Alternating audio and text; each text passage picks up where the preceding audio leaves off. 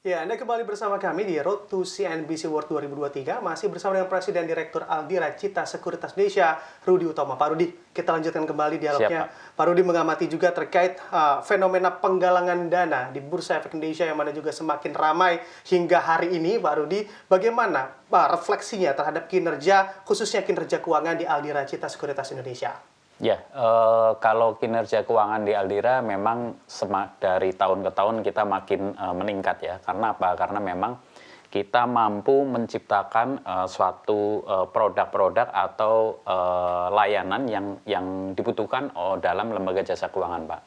Nah, seperti kita ketahui bahwa untuk melakukan pendanaan di pasar modal saat ini merupakan salah satu alternatif daripada korporasi maupun dari individu yang ada ya kan, untuk menjadi alternatif simpanan, Pak, ya. Jadi biasa kan orang kalau dulu adalah nabung ya, Pak, ya kan, nabung. Nah, sekarang orang memikirkan gini, waduh, kalau nabung ini bunganya kecil ya kan, coba saya melihat ke instrumen tadi misalnya saham ya kan. Oh, dengan instrumen saham yang mungkin dalam 1-2 tahun itu bisa meningkatnya jauh lebih tinggi daripada tingkat suku bunga. Nah, itu menjadi suatu daya tarik.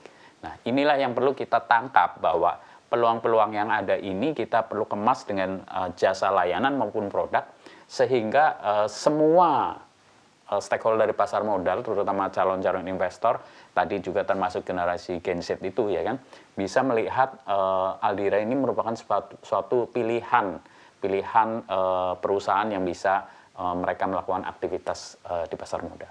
Oke, ada target pendapatan tersendiri yang bisa di-share nggak sih Pak Rudi terkait Aldira Cita Sekuritas Indonesia di sepanjang tahun 2023 ini? Ya, kalau secara angka mungkin itu rahasia perusahaan ya, Pak.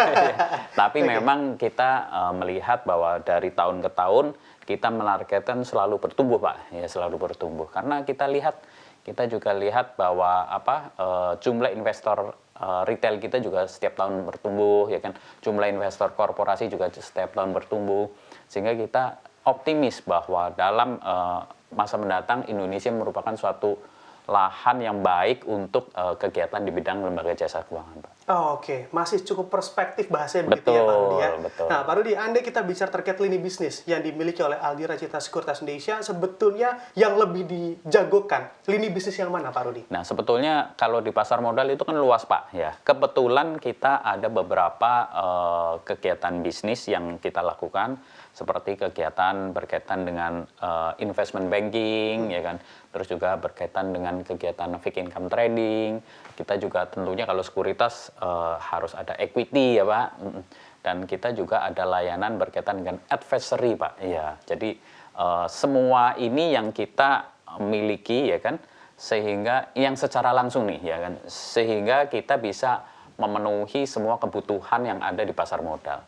Tentunya kita juga punya anak perusahaan yang bergerak di bidang aset manajemen, yaitu PT Star Asset Management, di mana untuk juga memenuhi kebutuhan-kebutuhan para investor yang risk appetite-nya lebih kecil ya kan, sehingga pengelolaan dananya dikelola oleh Star Asset Management dalam bentuk produk-produk reksadana ya kan. Produknya banyak, Pak, ada money market, ada fixed income, ada equity, ada campuran, dan ada terproteksi juga, sehingga bisa menjadi alternatif investasi buat para investor yang ada.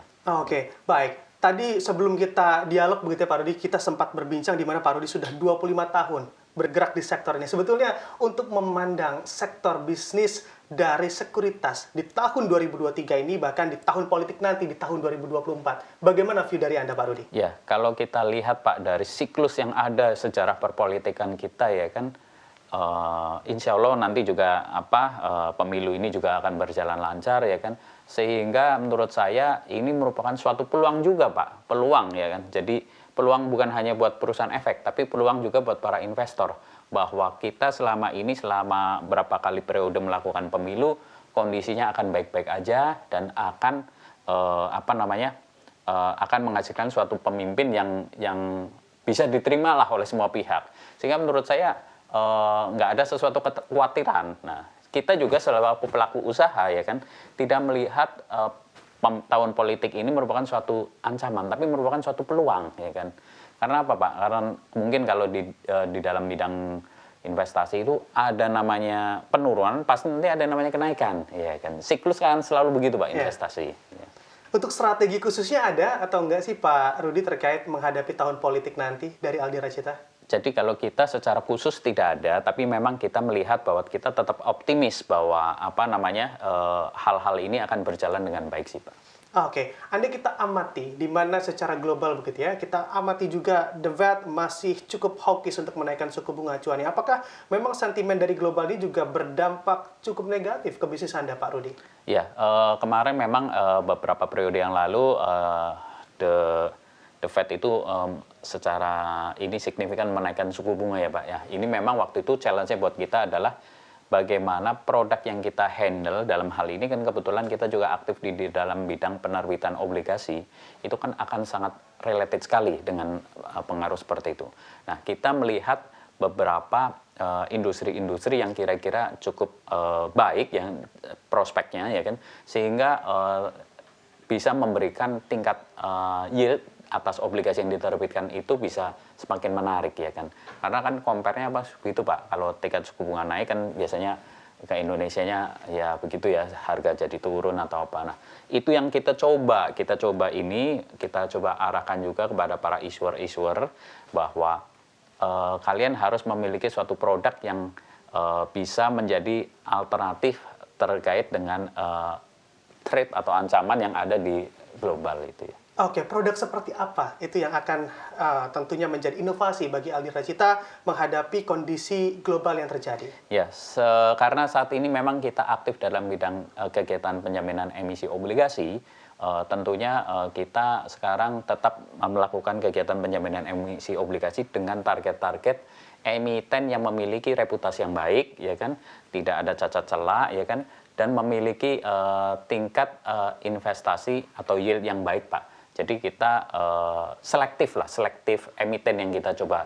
sasarkan ya kan, sehingga bisa menjadi alternatif investasi buat masyarakat. Contohnya saat ini banyak juga udah mulai investor-investor retail yang biasanya hanya mengandalkan tabungan Pak, ya tabungan mungkin 500, 1 miliar atau 2 miliar itu yang tadinya tabungan itu, dia melirik bahwa ini merupakan suatu peluang yang aman ya kan. Peluang yang aman karena apa? Karena memang penerbitannya juga diregulasi oleh Bursa Efek maupun OJK ya kan, dan secara reputasi dari corporate reputasinya issuer ini juga cukup baik sehingga menjadi alternatif mereka untuk ini Pak. Karena selisih antara tabungan dengan produk investasi ini kan lumayan ya. Iya. Iya, gitu loh. Itu yang harusnya dicermati juga begitu Pak Rudi ya. Nah, Pak Rudi, untuk view lagi kami akan bertanya pada Anda terkait view dari Anda terkait investasi di instrumen ekuitas dan juga pendapatan tetap. Ini lebih menarik mana di tahun 2023 bahkan di 2024 nanti? Ya, sebetulnya ini tergantung dari risk appetite dari masing-masing investor, Pak. Ya, kalau memang dia high risk ya kan, ya pasti tentunya saham lebih menarik ya. Ya, karena apa? Karena dengan adanya tahun-tahun politik seperti ini biasanya terjadi suatu fluktuasi yang naik turun ya. Nah, ini yang balik lagi ke risk appetite dari investornya ini, apakah dia memiliki sifat yang menyukai tantangan ya kan. Tapi kalau yang banyak juga mungkin biasanya berkaitan usia Pak, yang memang risk appetite-nya moderat lah ya kan.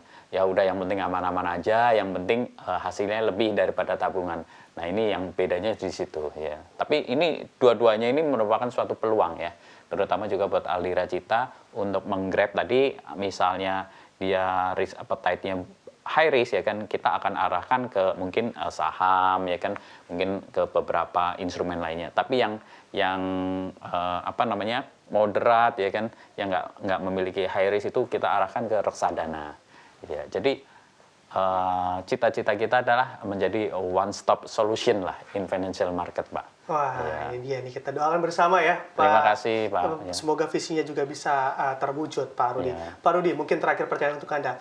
Tips untuk berinvestasi, khususnya bagi para pemula yang ada di kondisi saat ini, yang mana juga ingin berinvestasi. Silakan, Pak Rudi. Ya, mungkin yang terpenting adalah para calon investor maupun investor pemula ini harus memahamin produknya, ya kan? Karena produk di jasa keuangan ini banyak sekali. Ada tadi saham, ada obligasi, ada reksadana. Jadi masing-masing ini sudah harus tahu. Nah, bagaimana mereka tahu? Tentunya tadi dengan peningkatan literasi, Pak, ya kan. Dengan adanya peningkatan literasi, penjelasan yang lebih mendetail, ya kan, sehingga nasabah itu bisa mengukur dirinya sendiri, ya kan. Wah, saya ini uangnya cukup pendek, ya kan, untuk mohon maaf nih, misalnya bayar kontrakan tahun depan, ya kan. Nah, mungkin ya kita arah investasinya adalah yang cukup aman, misalnya tadi ke reksadana pasar uang, ya kan, dengan tingkat yield yang lebih tinggi daripada tabungan, tetapi memiliki karakteristik resiko yang lebih rendah. Oke, yang pasti juga literasi ya Pak ya. Betul. Ini harus dipahami terlebih dahulu sebelum Anda masuk dalam instrumen investasi. Betul, betul. Oke, terima kasih tipsnya Pak Rudi dan juga waktunya di hari ini. Sama-sama. Khususnya sukses dan sehat selalu untuk Anda Pak Rudi. Sama-sama, terima kasih Pak. Dan demikian perbincangan kami dengan Presiden Director dari Albira Cita Sekuritas Indonesia, CNBC Indonesia, Beyond Business.